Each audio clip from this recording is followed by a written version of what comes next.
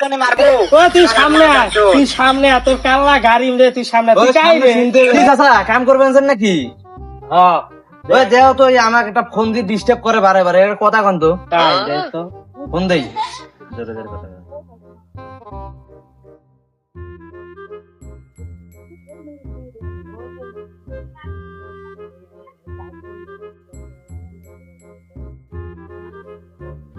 আসসালামু আলাইকুম।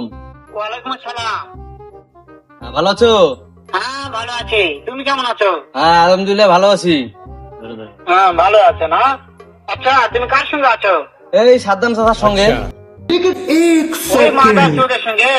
ও ওই তুই মাদার চোর তো এত হারামজাদা, ওই শুয়োরের বাচ্চা, ওদের লটির বাচ্চা, ওই সাহায্যে বেটা মাগিল লিসা, এতই মাগিল লিসা। কাই রে? ওই এটা কাই? হারামজাদার আমি দে সামনে দেখো। পালে একটা হ্যাঁ, হ্যাঁ, কথা বল। চটকানে মারবো। ও তুই সামনে আয়, তুই সামনে আয়, তোর কাল্লা গাড়ি রে, তুই সামনে আয়, তুই ওই কাই রে? সামনে শুনতে শোনো, তাতে কি হচ্ছে? ওই মাদার চোর তো ওই জায়গায় আছে নাকি? ও আমার কথা সব শুনতেছে। আয়, আয়, এ তুই আয়। কথাটাকে শুনে শুনে আমি বেশি বলবো। হ্যাঁ নিজেই খাবারও তাই, নিজেই শুয়োরের খাবারও বাচ্চাকে তাই। আমি একটা এমন একটা চটকানে মারবো, সারা শুয়োরের বাচ্চা, লটির এ বাচ্চা। দূরে থাকি শিখলিস কে, নিজেই খাবারও তাই। ও তোমাকে মারতে চাই। তাই নাকি? হ্যাঁ হ্যাঁ আয়, তোর নিজেই খাবারও তাই, করতে দেন।